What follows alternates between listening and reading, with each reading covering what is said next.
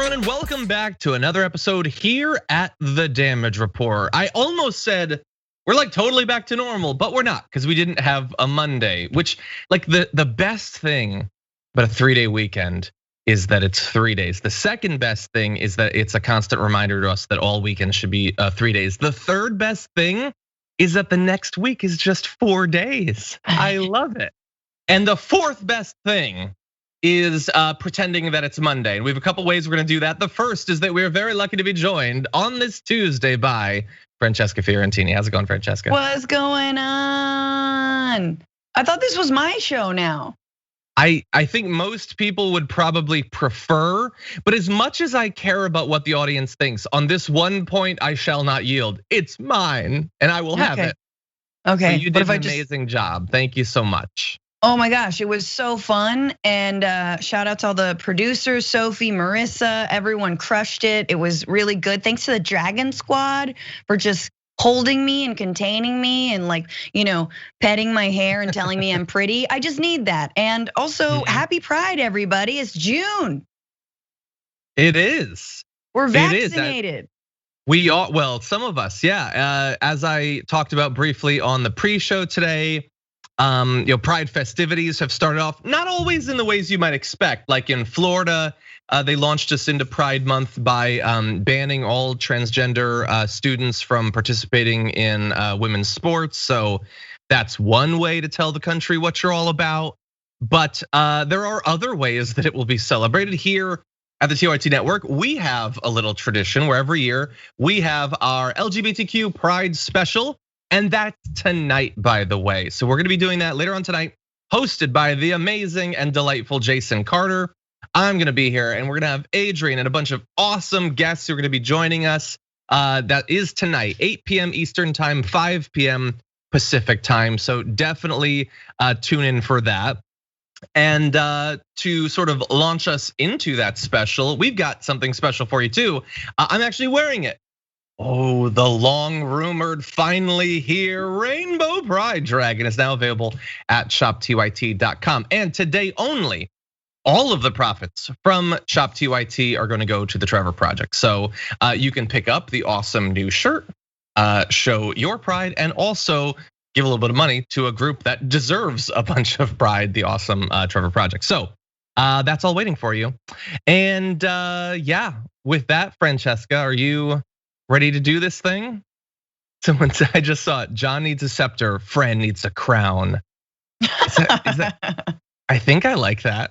Thank you, Twitch. Anyway, oh, by the way, whether you're on Twitch or YouTube, thank you everybody for being here. Hopefully you've already hit the like button. That helps for some reason. We all have to live in fear of the algorithm. So please help us fight back by hitting the like button. And with that, one other thing. I know a lot of people are concerned. Sophie, don't give me that look, this is important. I know a lot of people are concerned. Hey, this is Tuesday, we didn't have our Monday. So does that mean no top 10 list? We are gonna do a top 10 list. So filming right after this, Francesca and I are gonna be filming the top 10 things that would be in our riders. We'll see if we have any overlap with Bernie Sanders and his king bed, but we'll be recording that and releasing it later on today for all of our tier 2 and tier 3 members on YouTube. So you have that to expect. You also have news to expect. And because I want to keep Sophie happy, we're gonna transition right into the news right now. All across the country, Republican legislatures have responded to their inability to win elections by trying to make it so elections don't count for anything. And mostly they've succeeded in states where they control state government. They've been cracking down on mail-in voting, voting hours, all sorts of things like that. But not everywhere have they seen such success, at least not yet. In Texas, they had one of the most bonkers anti-democratic bills, and for now, the Democrats, I'm reading, fought back. That can't be right. We're gonna have to, Sophie, can you fact check that? And won? What? In this economy? No, they kind of did. For now, after a lengthy debate in the state House of Representatives, in which Democrats raised numerous objections, staged lengthy question and answer sessions, and leveraged procedural maneuvers, that's sexiest of terms, leveraging procedural maneuvers, Democrats departed from the chamber leaving it 14 members short of the required 100-member quorum to continue business. Without the requisite number of legislators, the Speaker of the State House adjourned the session around 11 p.m. local time, effectively killing the bill for this legislative session. That flight from the chamber was sparked by State Representative Chris Turner, the party's caucus chair in the House, who sent a text message to members at 10:35 p.m. local time. Members, take your key and leave the chamber discreetly. Do not go to the gallery, leave the building. I feel like I'm getting like a little advanced view of like the next season of Game of Thrones, all the political machinations. So they left, they basically left, and then you can't pass the bill. So why? Why did they have to do all this? Well, the measure would have made mail-in voting more difficult by requiring voters to supply more information, prohibiting local elections officials from sending out absentee ballot applications to anyone who has not requested one, or from working with get out the vote groups that encourage Texans to vote by mail. It would have also prohibited the after hours and drive-through options that voting rights advocates said helped Black and Latino voters in the Houston area back in the 2020 election. It would have required all weekday early voting to take place between 6 a.m. and 9 p.m., prohibiting Houston from again offering 24-hour early voting opportunity. And it would have barred early voting on Sundays before 1 p.m., which effectively limits the souls to the polls after church get out the vote efforts that are popular among Black churches. And Francesca, there's a lot about this that is nonsense, but you can't vote before 1 p.m. on Sunday seems so hyper targeted to stop Black Christians from organizing immediately after church that they're the religious party, right? It's us godless atheists who are always cracking down on Christianity and everything. Yeah, I mean, it is so racist from that angle, knowing that, a lot of the get out the vote efforts in Texas with the Black community, focuses around, going out after church. I mean, they might as well be like, and if you're wearing a hat that is higher than 2 inches, no, sorry, you can't vote. But also, and like all of these voter suppression bills, yes, they disproportionately target people of color for sure, but they also target like white Texans who also go vote after church. You know what I mean? Like that is a thing as well. And they, and Republicans know this. They know that mail-in, like ending or restricting mail-in voting also disproportionately affects older folks who might be more conservative. They don't care. They're like, no, we can see the thing is, we can get by on minority rule, and we like that. Yeah, they've apparently decided that, I mean, every voter suppression effort, basically, that the Republicans ever pursue will hurt some Republicans, and Republican voters are seemingly okay with that, either because of ignorance or because they get at the end of the day, them ruling is more important than their party giving a damn about them voting.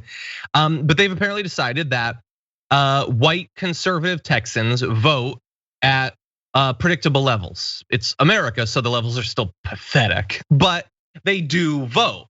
Other voters vote at lower levels. There's a little bit more apathy, perhaps because the system does stuff like this to them constantly. And so they need a little bit more activism, effort, get out the vote, that sort of thing. And so, yeah, there's gonna be some white Christians that probably would have benefited from easier voting. There's definitely older people that would have loved having their mail-in ballot sent to them without them having to jump through bureaucratic hoops. But you live in Texas, so screw you. That's basically how your party thinks about you. Yeah. But we're gonna go back to how the bill is scary and how it's probably gonna pass. But Francesca, the Democrats stopped it briefly. So what do you say to that? I mean, it's incredible, right? Like to see them actually working together. There's like, who's the Joe Manchin of the Texas state legislature who's like, no, I don't think so. We gotta restore dignity. Like who? Apparently there isn't one, and like let me go on ABC News to talk about how we need to restore. Okay, let me go on MSNBC. Let me go on CNN. Like no, it is nice to see Democrats working together. And if not for this, then you gotta ask yourself for what? We're talking about a completely anti-democratic measure that is taking us backwards in time when it comes to voting rights. This is the foundation of democracy, voting, and it worked pretty damn well in 2020 in terms of turnout, right? I mean, you can talk about who won, but also talking about the massive turnout, which again, because we're not stupid, we link those two things, and Republicans aren't either. They know that turnout means they're gonna be losing. But it is nice to see there's no Kristen Sinema who's like, I'm gonna curtsy and no to this. So you hope it continues, and also you gotta look at when Republicans have walked out of state legislatures, like Oregon, I think their Republican state legislature has walked out like 3 times now. One over, minimal restrictions to firearms, another over COVID safety precautions. They do it all the time. They have like a meeting spot where they go and are just like, we're upholding, like we're stopping the process here because phooey. And they do it over terrible things. So it's nice to see it's nice to see Democrats utilizing the tools that Republicans always utilize, but for good. Yeah, and it would be great to see some of those senators that you referenced, I don't know, to be inspired perhaps a little bit like this. Like, they're doing every tactic they can in Texas to hold this off. And like Manchin's like, I bet I can find some Republicans that'll do something bipartisan-y with me. And Kristen Sinema can't even show up for the vote to establish the January 6th commission. Anyway, now that said, the governor of Texas has responded to Democrats walking out and stopping him from getting his bill that would make voting effectively not count for anything in Texas. He tweeted, "Election integrity and bail reform were emergency items for this legislative session. They still must pass." Now hold on, let's pause for a second there. Election integrity, emergency items. Like Trump won in Texas. Like the Republicans still emergency. It's an people voted no. And as our producers pointed out, he's gonna call for a special session, which he did not do for Hurricane Harvey, multiple mass shootings, or I don't know, the pandemic. Those not so much emergencies. But some black voters in Houston voting, everybody get to the Capitol, that's an emergency. Okay, legislators will be expected to have worked out the details when they arrive at the Capitol for the special session.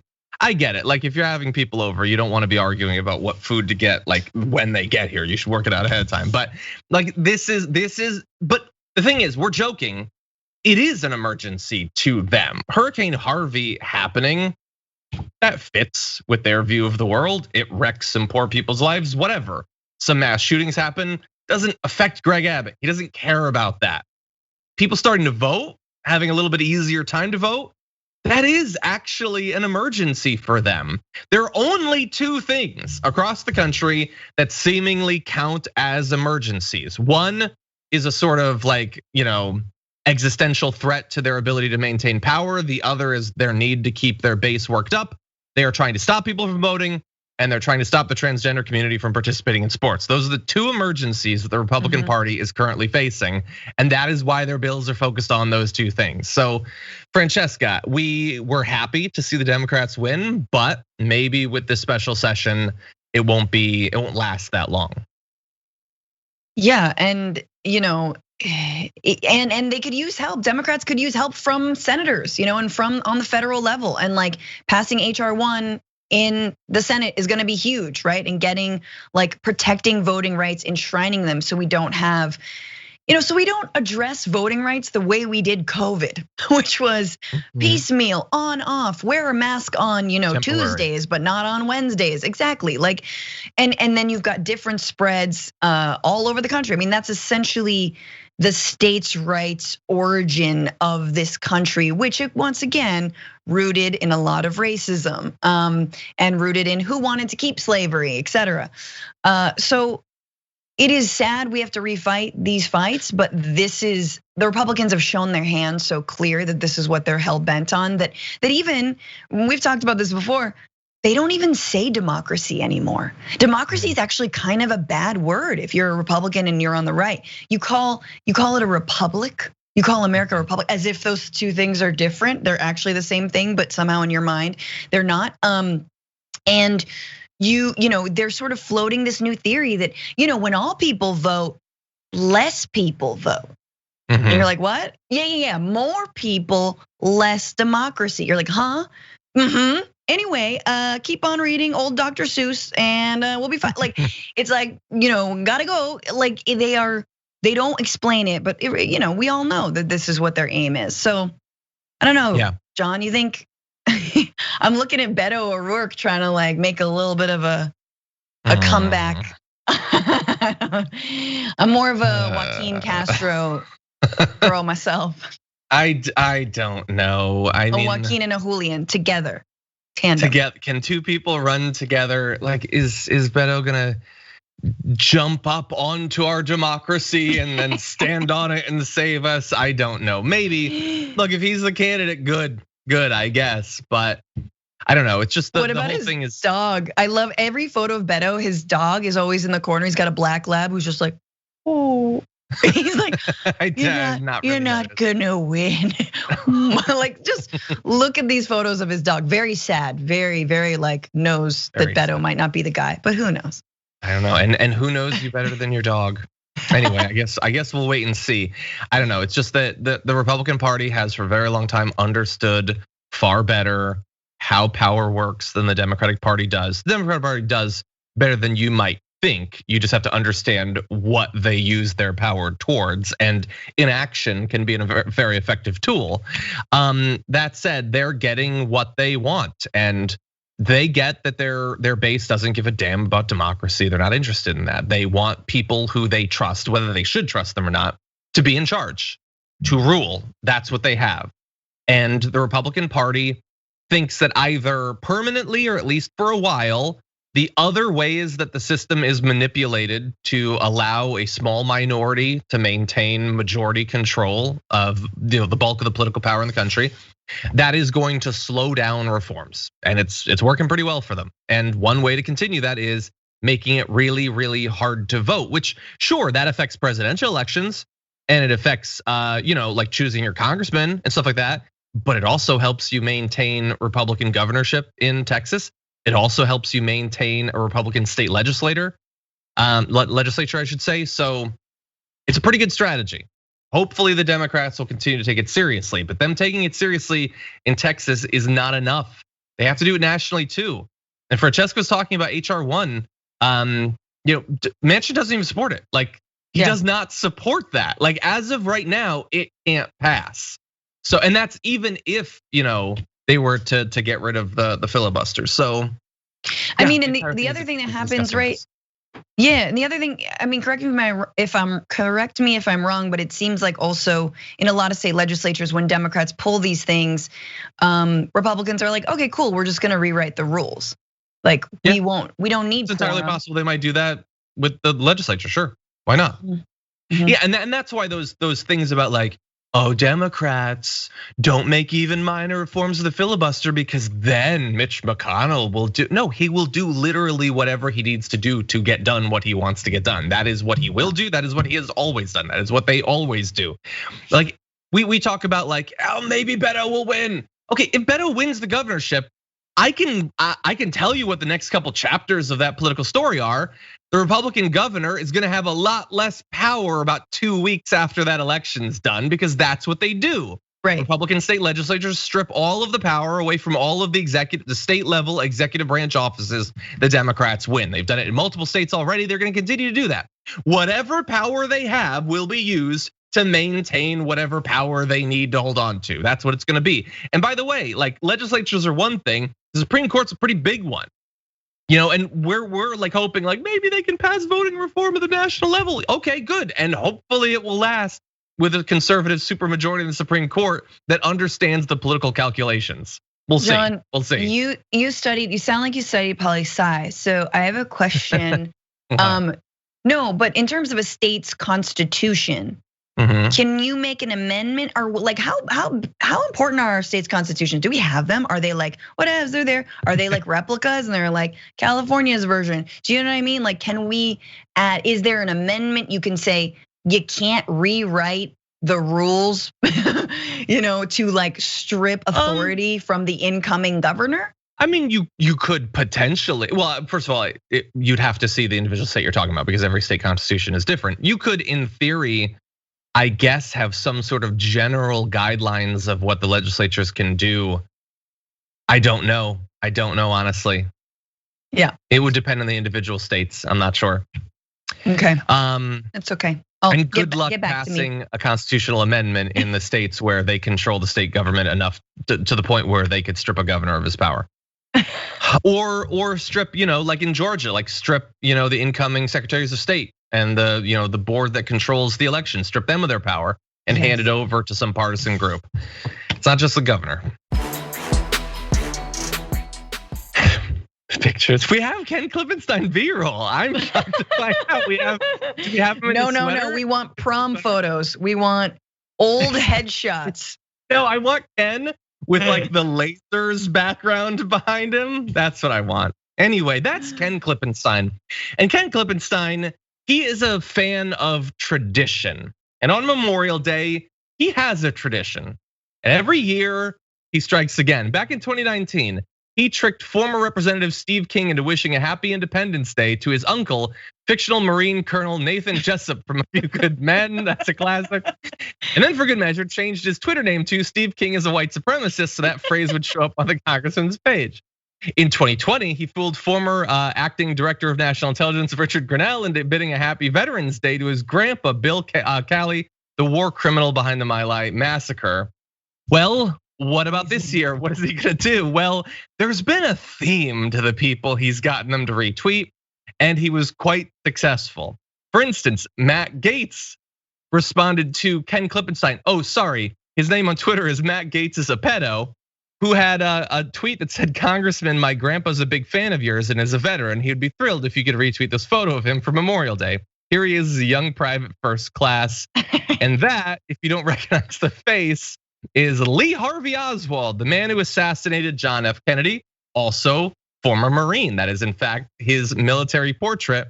And Matt Gaetz did retweet it with an American flag and the phrase Matt Gaetz is a pedo showing up on his timeline, which he would rapidly delete after that. Matt Schlapp also retweeted, says it's my honor to retweet the photo of a veteran on a day we remember his fallen friends, which is just too much. His fallen friends. Oh my God. And enemies, you got schlapped. You got schlapped. And so look, there's multiple layers to this that we're gonna turn to, but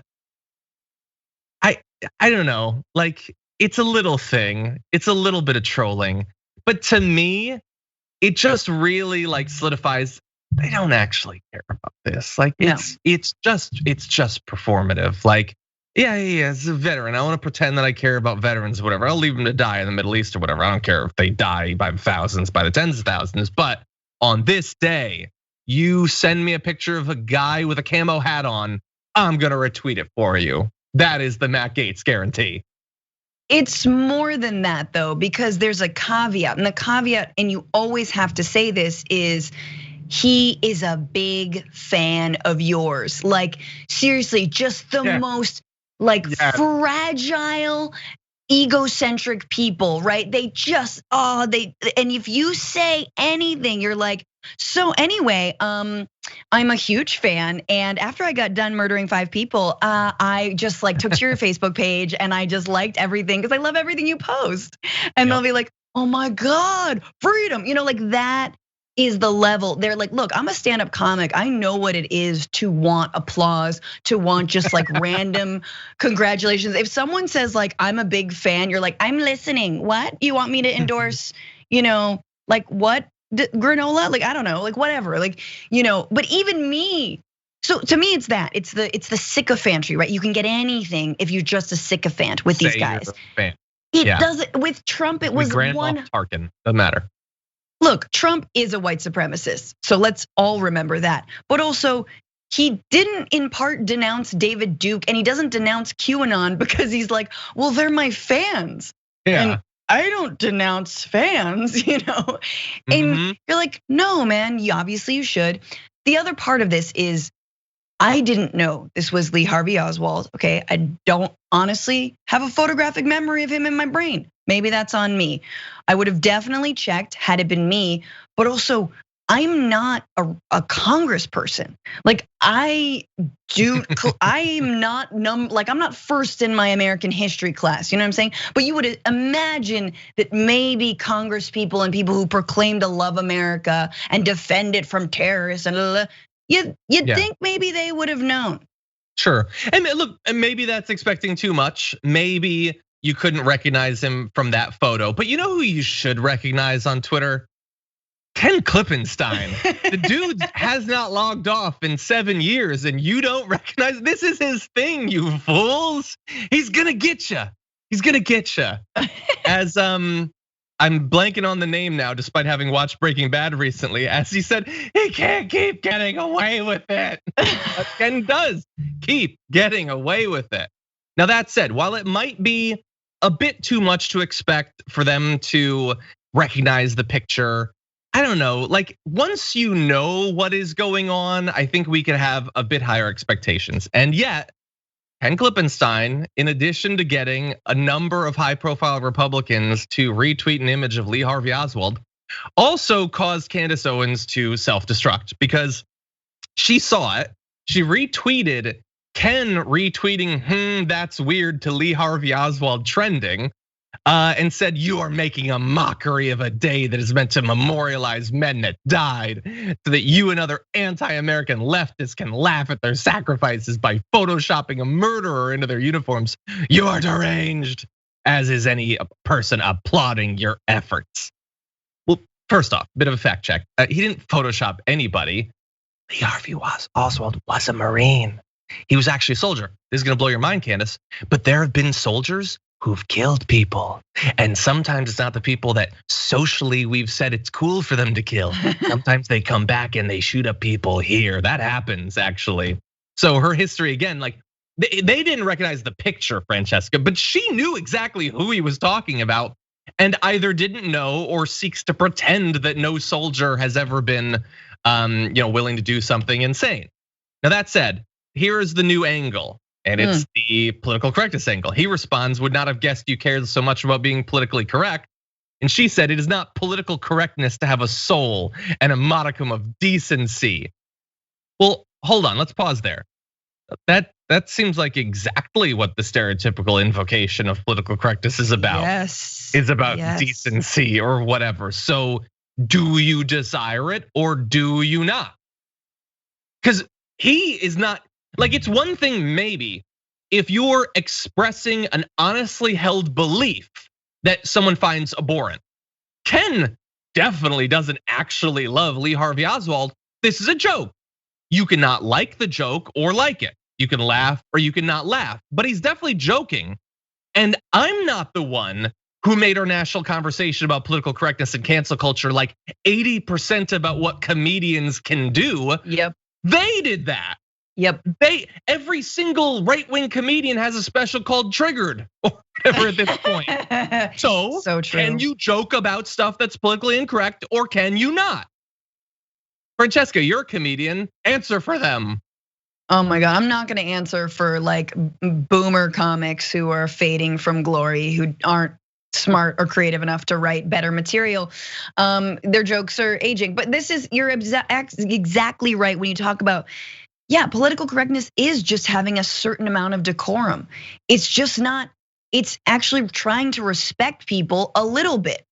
Whether or not it's what pronoun they prefer to be used, whether it's, understanding like their histories and legacies of racial oppression.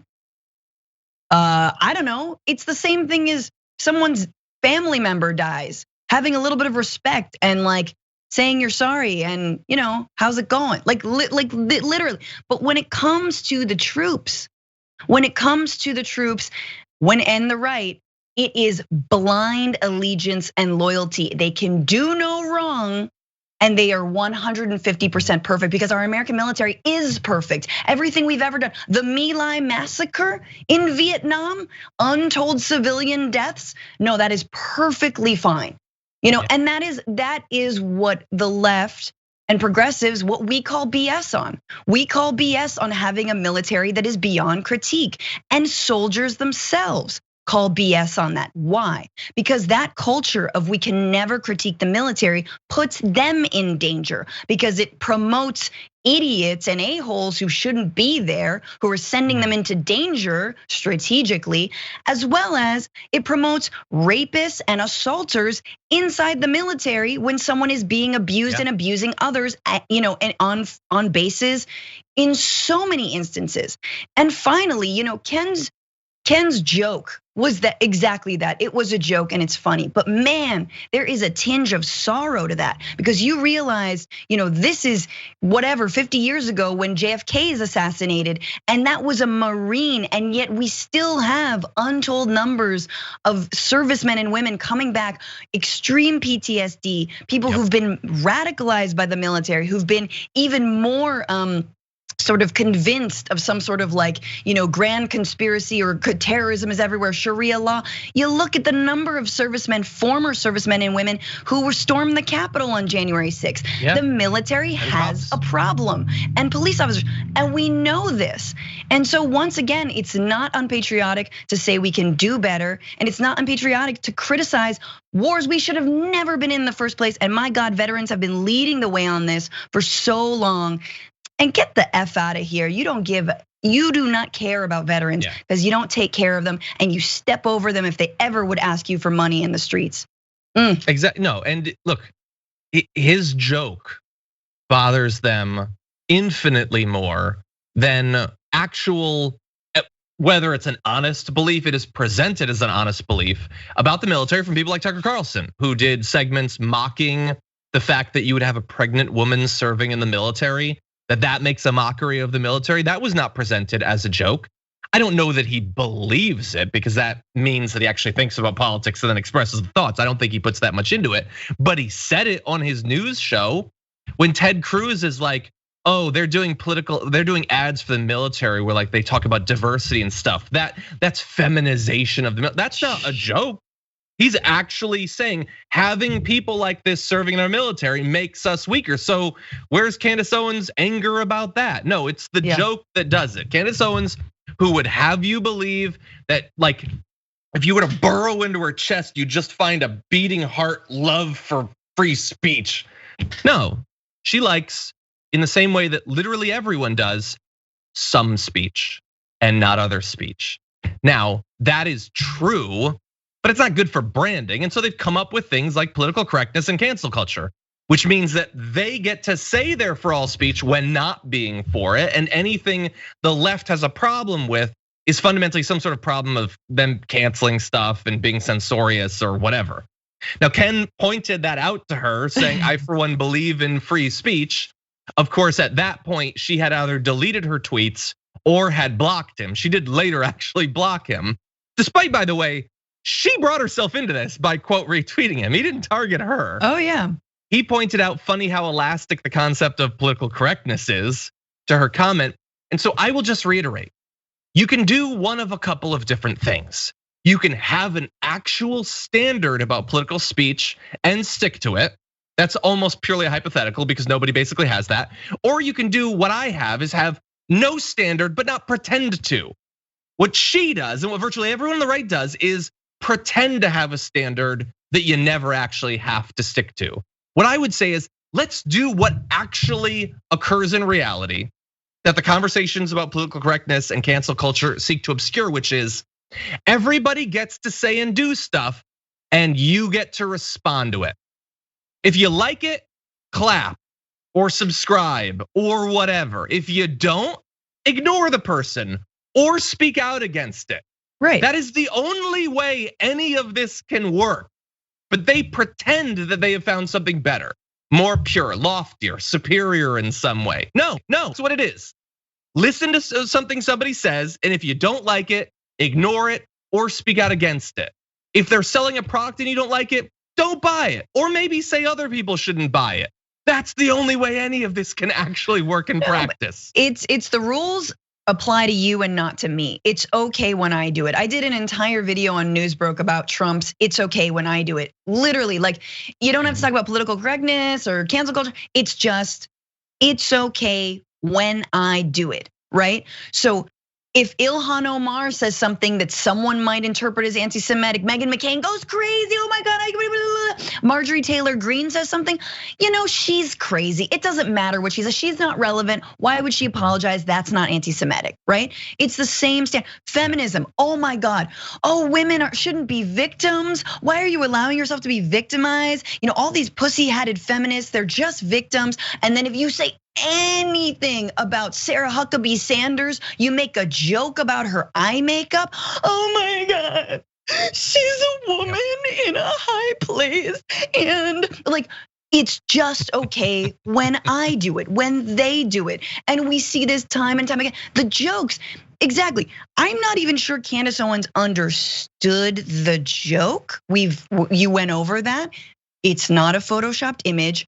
But even if she did, it's like she just said, it's not okay to joke about veterans. Oh, you're the one who's saying literally comics are being canceled because they can't joke about trans people or black people or homeless people or all the other people who generally don't wield power in the society, right? But when it comes to veterans who we false claim to love, no, then there's a line crossed. Yeah, 100%, 100%. Ken Klippenstein, good job. And he's gonna come for me someday. I know the wheel spins, and someday you will be the target of this Twitter assassin. So I've had a good run. We'll see what happens when he finally comes for me. Anyway, but he's the Sacha, guys. He's the Sacha Baron Cohen of Twitter. If you get duped by Ken Klippenstein at this point, you're an idiot. Haven't you seen Ali G and haven't you seen Borat? You at this point, Yeah. And he just all any of them would ever have to do is click on his profile, because he sends the same message to 10 people. You'd see it. They don't do the minimum work. It would be like you look down, you see a red dot on your chest. You don't even dodge. That's all I'm asking. Just dodge. If you get shot at that point, it's probably on you. General Michael Flynn, formerly of the White House, formerly general, had some thoughts about how the American government can be put right from his perspective. Here he is just this last Sunday in Dallas. I'm a simple Marine. I want to know why what happened in Myanmar can't happen here.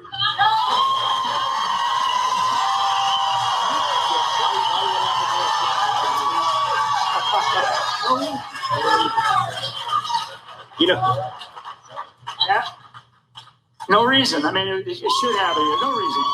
That's right. One more. Okay, so Myanmar, Francesca, the situation in Myanmar, that definitely is.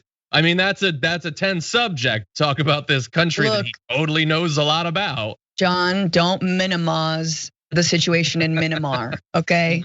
I've done a Myanmar amount of research into this, and I can confidently say, anyway. So that wasn't Flynn with the Myanmar, but he did say that the coup that took down their democratically elected government should and could happen here. And he is, I don't know if it needs to be said, it's in his title, a former general of our military, a steadfast supporter of Donald Trump who tried to stay in office despite losing an election. I don't believe that he holds any influence over the military or anything, but it seems significant that a former general is going around to Q conventions and things like that and calling for the overthrow of our democratically elected government.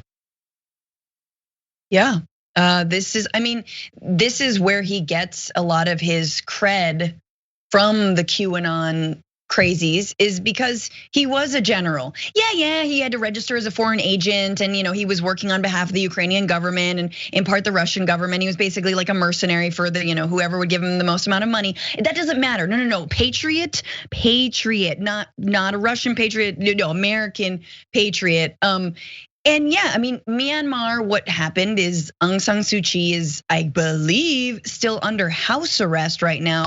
The military took over, and like the military, who she arguably let slide for way too long when it came to atrocities against a minority Muslim community there.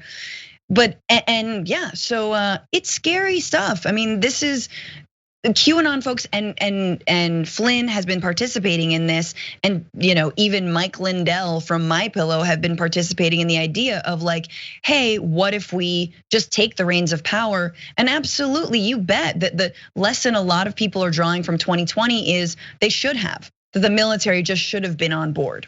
And then they tried to, and then they tried to on January 6th. Like, let us not forget. And the only people that have suffered any significant consequences are the foot soldiers they sent running into the building. That's it. Like, none of the people who organized it have suffered any consequences. And by directly organized it or called for it effectively. So he's off giving his speeches. Sidney Powell was at, I believe, that event, saying that Donald Trump will be president again, which apparently Trump is also saying that he'll be president by August. That it's unfortunate that he doesn't get penalty time for the months Joe Biden stole from him, but he's definitely going to be president again. Rudy Giuliani still exists. Trump, it's just out there. Like, he's facing this criminal investigation, but not for trying to overthrow the US government. And he might run again. He might try to steal an election again. Like, they tried to do this in a number of different forms, and only the weakest of all of them are suffering any consequences whatsoever. All of the leaders of it are still out there. They've learned some lessons. They haven't repented. They haven't had to apologize for any of this. They're waiting for round 2. And we're supposed to just be like, oh, that's cool, don't worry. We have our great defenders, Joe Biden and Joe Manchin and all that. They'll definitely save democracy. Absolutely. I know we have a million stories to get to, John. So yes, I'm gonna let you just end on that note. One more note. Stick the landing. Keep going. The Ken Klippenstein thing, that bothers you because he's mocking the troops, but Flynn saying, oh no, what should happen is our soldiers should turn against the commander in chief, turn against the Constitution, and then turn us into some tin pot dictatorship by overthrowing the government. There's a general saying that about soldiers. Not a peep. That's not, a day before Memorial Day. That's not an issue. That's not an insult to the soldiers. To be fair, that is super American, right? I mean, we love installing tin pot dictators, so it just made sense that we did it in this country. Yeah. Potentially with some foreign help, which is just even more on brand. It's the last. It's cultural appropriation come to democratic overthrow. Anyway, let's turn to some other news. Oh, I love that B-roll already. Over the past few years, we've gotten some good Democrats elected, generally being represented as part of the Justice Democrats, but more appear to be coming, and their odds certainly aren't looking that bad. One, Nina Turner. You might have seen her on the show many, many times. She's running for the seat that was vacated when former Representative Marcia Fudge was tapped by President Joe Biden to serve as the US Secretary of Housing and Urban Development. And they've got this special Democratic primary coming up in not that long. Well, we got a poll. Let's take a look at this. And that is what you want that poll to look like right now, with Nina Turner at 50%. The second place, I mean, other than undecided, I guess, being a candidate Brown at 15%. It falls off rapidly after that point. That is I mean, look, I'm obviously a huge fan of Nina Turner. I'm never more hyped for life than in the immediate aftermath of having talked to her on the program. But I didn't dare to dream that at this point she'd be at 50%. That seems pretty good. Absolutely. What do you think? I was looking at the poll and I was like, wow, that Und candidate is really surging though. 20% of Mr. Und or Mrs. Und. That's undecided, obviously, I'm an idiot. 50% is amazing, especially at this point, to have that many voting for. I mean, she's gonna crush it, right? Like unless they can like other Democrats and opposition can coalesce around one person, which you never know. Barack Obama might make a magic call and we'll get a we'll get a Biden-like figure against her. I'd be so mad if he ever did something like that. But look, Nina Turner deserves to be in the House. She, if anyone's ever seen her speak, seen her at a rally, seen her on television where she just slays every single time, courage of her convictions, and truly, speaking to, I think, working class and also, Black Americans' needs, and by also prioritizing what consistently, when polled, they discuss, which is in addition to racial justice, healthcare and housing, and climate justice, some of the most basic sort of, quality of life things. Yeah. So wow, what a gift for Ohio and for this country if this actually happens. Exactly, yeah. And I mean, if they were to get all of the other candidates, and if the unds broke for them, and I did check, it is undecided. It's not Frances Underwood, thankfully. Broke for her, but I do want you to bear in mind this: it's a poll. Who knows? When we showed you, and probably most of the people watching this probably saw the poll going around on Twitter, but whether you saw it there or you saw it here for the first time, think about how you felt. Pretty good, right? It was nice. The idea that Nina Turner could be Congresswoman Nina Turner. Okay, now think about what if it doesn't happen? Think about how you're gonna feel and understand that a poll is good, but a poll ain't destiny. So there's two objectives to doing this story. The first is, a good feeling. Isn't that rare? Yes, that is nice. The second though is, now make it happen. And like, she's doing well with the volunteers that she's gotten, the donors to her campaign, all of that. But she's going to need more, because while a lot of people are gonna feel great watching this poll, her opponents in the Democratic establishment, they're gonna see this and think, we need to flood money into this race to try to tear her apart, to try to boost one of her opponents. Maybe we're gonna get some of the others to drop out. So it's not done. She's gonna need help. She's gonna need donors. She's gonna need people to make calls. Yes. If it's safe in the area with masks and everything, to go knock on doors. So go check her out. We've had her on the show multiple times during the race. We're gonna have her back on again. Just bear that in mind. Poll's great. It's looking good. It ain't done yet. So just bear that in mind. Ellie Kemper's back in the news. Well, that's great. I loved Ellie Kemper in The Office. I thought the unbreakable Kimmy Schmidt was amazing. And now I find out that she's in the news for, oh no. Oh God, no. Well, let's take a look at why she's in the news. So as a freshman at Princeton U, she's unveiled as the new, she's the new veiled prophet queen. The veiled prophet queen of love and beauty. And that's a picture of her as a youngster. Doesn't quite look 19 there, but we have another photo as well. It's 1999. Elizabeth Claire Kemper, the veiled prophet queen of love and beauty. Now I understand that if you have not been following the controversy over this on Twitter, none of this makes any sense. I followed it and it still doesn't really make any sense, but we did find out that the Queen of Love and Beauty is selected each year from among debutantes who received invitations to this ball, which traditionally excluded non-white attendees. Kemper was a 19-year-old student at Princeton when she was crowned the ball's 105th queen. According to a 2014 article in The Atlantic, the event's organizers emphasized the existing power structure, if you know what I mean, and banned Black and Jewish members, leading many people to say that she had effectively been crowned queen of the Klan in some form back in 1999. Francesca, what is going on?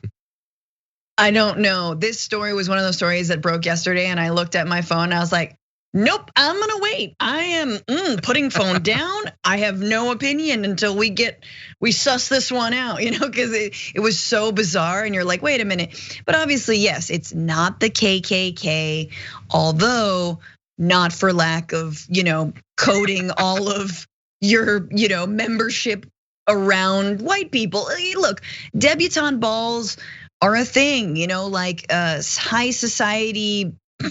This is how little I'm like, high society organizations are a thing. I was part of some like sort of country clubby thing for like a summer, and then I was like, I hate this. I hate this a lot. Like, I don't want to. So it was just, it's like private school kids. And so for me, this story was less about obviously the KKK or the fact that like Ellie Kemper is somehow responsible for this, or that she, owes people an apology. We can talk about that later.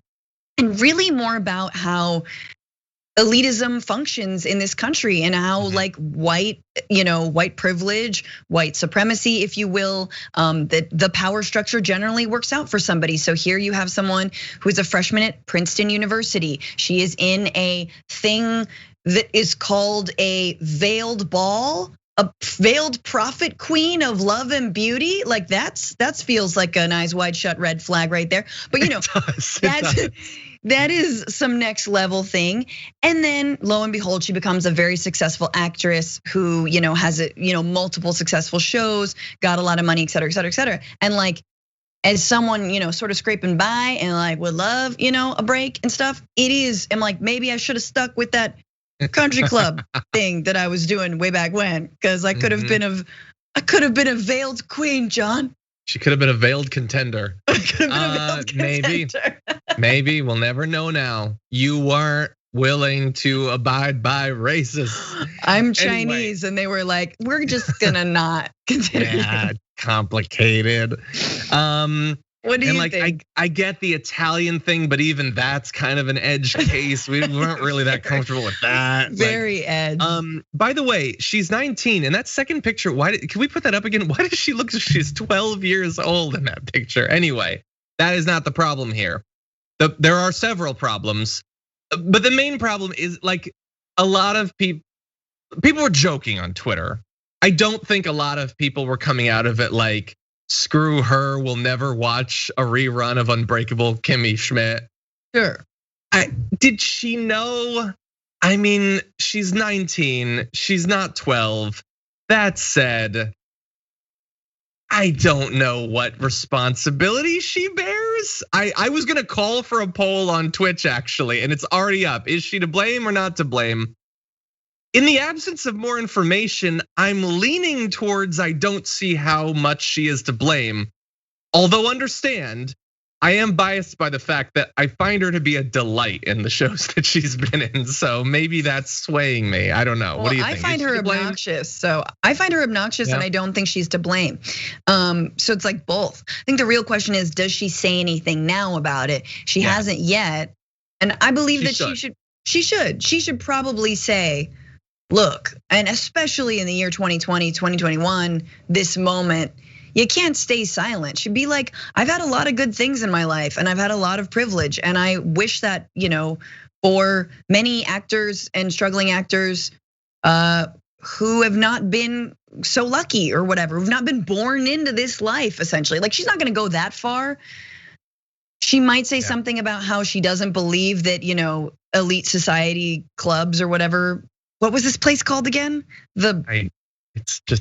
It's some white nonsense, to quote Kimmy Schmidt. It's some white nonsense. White nonsense incorporated.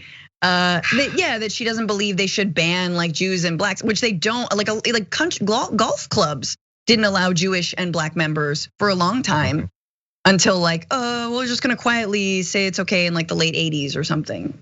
Or even later. Bloomberg's club didn't, and it was 22 years ago. Anyway, look, I do want to comment on the white nonsense though, because like it's not the case anymore. But for a very long time, people like me were made to feel bad about being into nonsense, nerdy fantasy nonsense, and all the while, they're all doing it. They just do it in their own form. So if I care about Frodo's journey to Mordor, I'm a nerd. If you're going to the ball of the veiled queen of love and beauty, that's high society. She could be in my novel, The Veiled Queen. I'm gonna put a character named the Veiled Queen of Love and Beauty, and it's gonna be some nonsense in my book. But in yours, it's high society. If I talk about Legolas shooting the Urukai, I'm a nerd. If you tramp around in Michigan woods with your militia buddies talking about how you're gonna defend your house from bandits, that's serious business all of a sudden. We all like nonsense. I at least know that mine is made up. I know that mine is fantasy. I don't treat it as real. You all do. Yes, go off, nerd. Go You're off. all nerds. Anyway. Okay, Francesca, I think that's that for that. But we are going to break in a second, but it is only to record our top 10 list for the week. We're gonna be doing the top 10 things that would be in our riders if and when we become important enough to have riders. So that's gonna be a lot of fun. We're gonna be filming that and releasing it later on today for our tier 2 and tier 3 members on YouTube. But until then, Francesca, as always, thank you a million times over for taking the reins of the show. It was so fun. Thank you everyone for sticking around. Follow me at Franny Fio on all the things, Twitter, Instagram, YouTube, be a friend. Join the Frantifa. That's what we call the Bituation Room fans. So nice. Awesome. I'm a fantastic super soldier. Anyway, until then, stay safe out there. Stay sane out there. We'll see you soon. So far in 2021, there are basically two sorts of legislation that Republican state legislatures are interested in passing. Efforts to curtail voting after the huge rise in participation in last year's election, and bills designed to reassure their base that they absolutely despise members of the transgender community. And unfortunately, we turn now to Tennessee, the most recent battleground for the latter sort of bill, where we have the governor, Bill Lee, signing multiple pieces of legislation targeting transgender Tennesseans. We're very lucky, by the way, to be joined now to discuss these pieces of legislation. Civil rights and consumer law attorney Sheryl Ring joins us on the Damage Report. Sheryl, welcome to the show. Thank you so much for having me. Thank you for joining us. So we've got a couple pieces of legislation, 1182 and 529. Why don't we start with the first? What is this all about, and why is it drawing such a negative reaction? So Bill 1182 is most noteworthy for creating what a lot of us in the legal community are calling a return to segregation. Only this time it's segregating transgender people. And essentially what businesses have to do if they serve trans people is they have to post a sign in their window or as well as at the bathroom, saying that they allow trans people to use their bathrooms and that they serve trans people. Most importantly, though, this is not language that says we are trans inclusive. This is language that's essentially misgenders trans people. And worse than that, it essentially creates this incentive for businesses to not serve trans people so as to avoid putting up the sign. Now, when this was passed, the district attorney for Nashville said that he was not going to enforce it. And in response, the sponsor of the bill pointed out that it is actually a misdemeanor to not comply with the bill. So if you run a business and you refuse to either say, I won't serve trans people, or I won't put up a sign in my window that misgenders trans people, you can actually serve jail time as the owner of a business for failing to do that. And it is thus far, and we've seen some pretty bad bills across the country.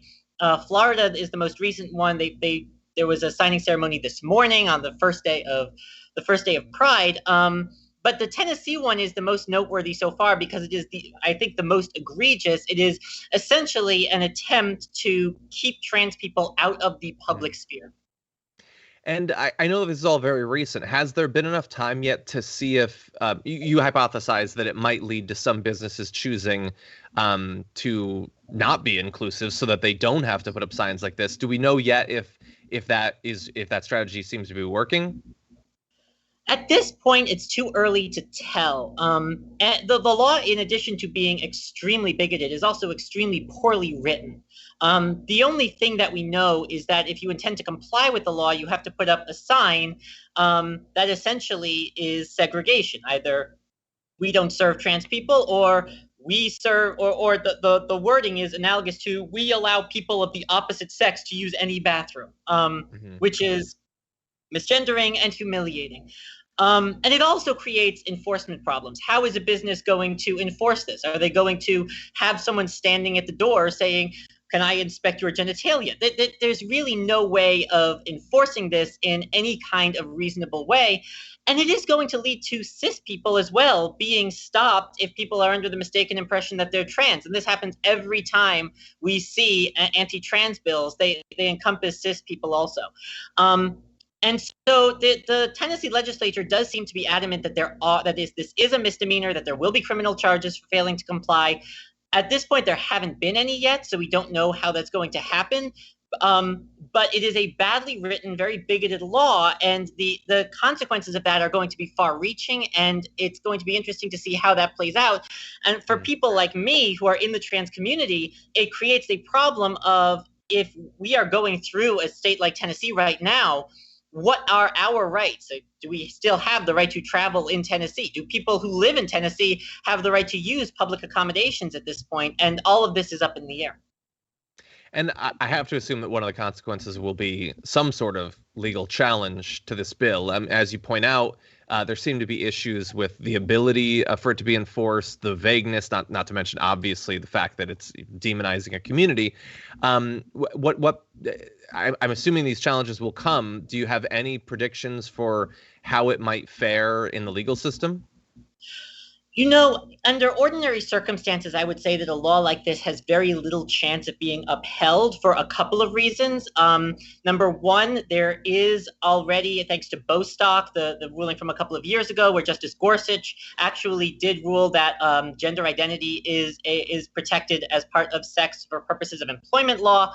And so under ordinary circumstances, I would say that it is likely that a law like this would be struck down. However, Justice Gorsuch, in that opinion, did leave several openings, including for religious exemptions and for bathroom bills. And that was something that was not noted at the time very much, but it is true. Justice Gorsuch did say that this ruling does not address bathroom bills, and he was essentially giving an invitation to right-wing legislatures to pass bathroom bills to challenge Bostock in the future. So I think it is at best unclear what a federal judiciary, which still has about half of all of its judges appointed by Donald Trump, how that is going to react to these kinds of laws. It is possible that this one is a bridge too far, and I'm hoping that that courts look at it that way, but I am not yet optimistic in light of what we've seen so far in courts reacting to these anti-trans bills. Okay. And so that was 1182. We also have 529. Can you tell us about that? And so this is the sort of trans kids in sports type thing that a lot of states are passing. And we've seen bills like this everywhere from the Dakotas to Florida to Arkansas. And basically these bills are of one of two flavors. Number one, they say that if you are a trans child, you are not allowed to compete in scholastic sports. And the other thing it essentially does is it actually criminalizes childhood transition. And these bills do this in a number of ways. The Arkansas one is most notable because it actually made it a felony to provide affirming care to minors. And that was the most egregious one, and that seems to it was so egregious that Governor Asa Hutchinson actually vetoed it, and then the legislature overrode his veto.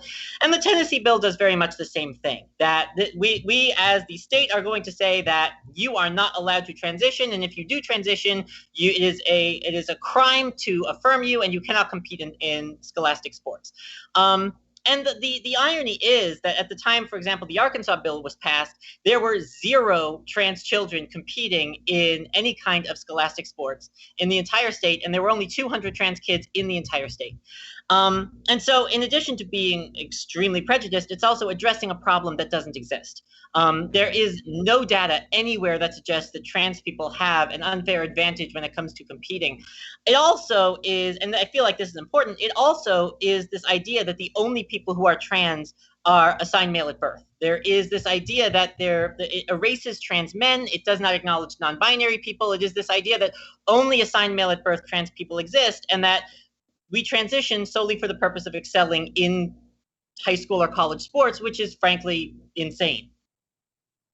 Yeah, it seems like that's a hypothesis that would sort of demand a little bit of evidence, considering everything else we know about the experience, the way that society, the states, the United States generally has treated the community, the idea that all of this would be done for some sort of ephemeral, temporary advantage in high school sports seems like if you're going to say something like that, you should probably provide a little bit of evidence, but they haven't required it.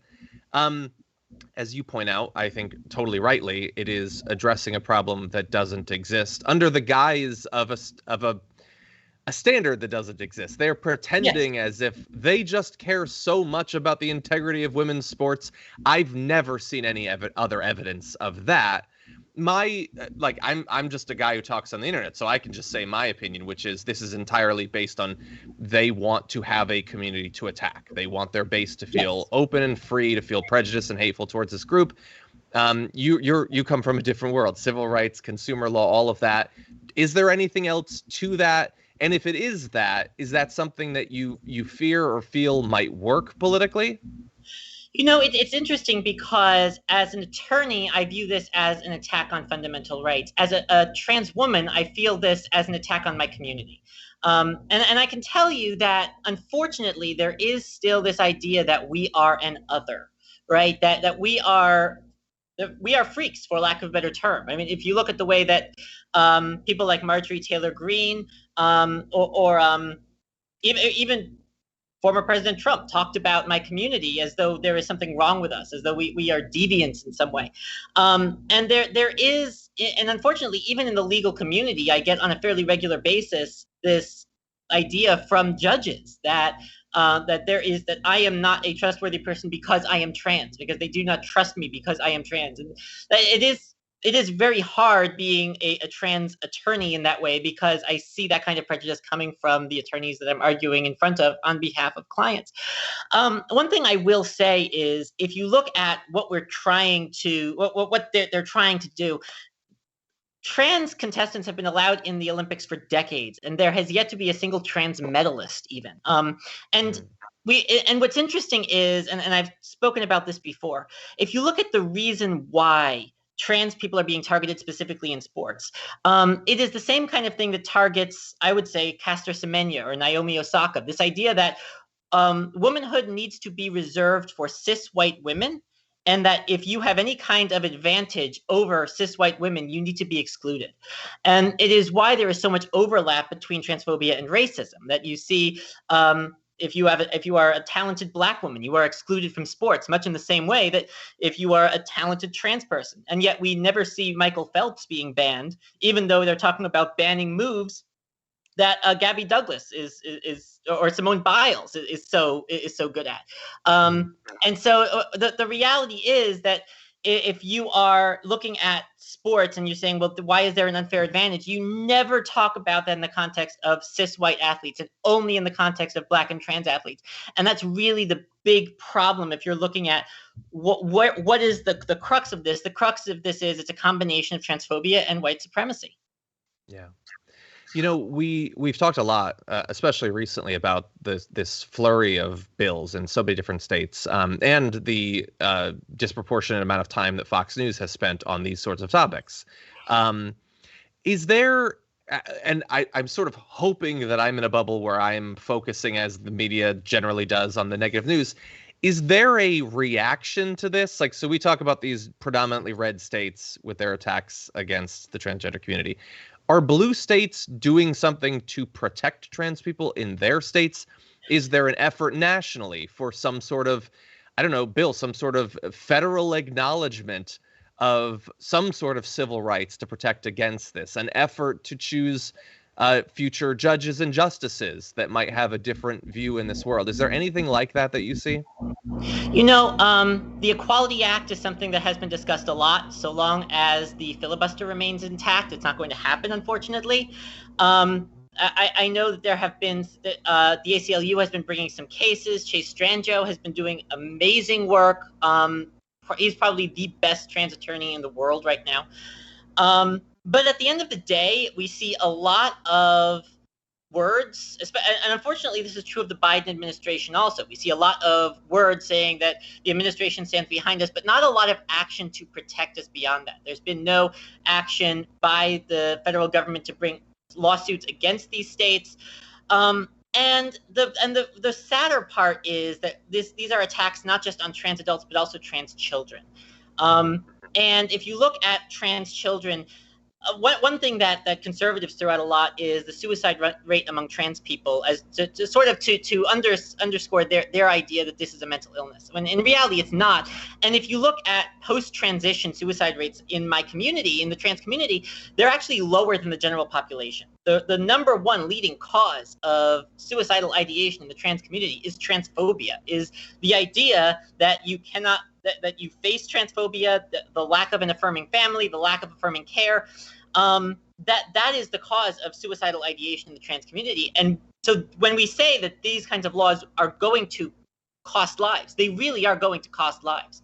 The problem is, I think, that trans rights has become sort of a fringe issue.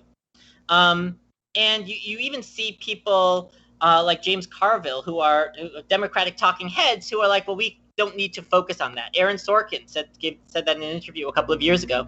And that does seem, unfortunately, to be the prevailing attitude among much of the Democratic Party. The trans rights are a wedge issue we don't want to get into. And unfortunately, it's my community that has to suffer. The NCAA talked about pulling out of states that passed anti-trans sports legislation. That hasn't happened. And so, unfortunately, as much as I wish I could sit here and say, no, there has been a concerted backlash against this, there really has not been, of the kind that's needed to sort of disincentivize these bills from passing. And until and unless that happens, more and more states are going to do this. And what worries me is the number of kids who, having been a trans kid myself, the number of kids who are not going to get what they need, and the number of lives that are going to be lost as a result. Yeah. And I feel like, based on the experience of the past couple decades, it's pretty safe to predict that many of these politicians are just going to stay silent, worrying that if they come out and support fundamental human rights, it might hurt them politically. Exactly. As Republicans victimize the community. And then someday, when the politicians catch up to society, they're all going to pretend that they were advocates, that they were on the right side of the issue as they run for president or governor or whatever. Unfortunately. Yes. Well, obviously, there's a lot of issues here, but we very much appreciate you taking time out to join us. This is not going to be the last of these efforts by the Republicans, so hopefully we'll be able to talk again as these bills and the legal challenges against them continue. But for now, Sheryl Ring, thank you for joining us. Thank you for having me.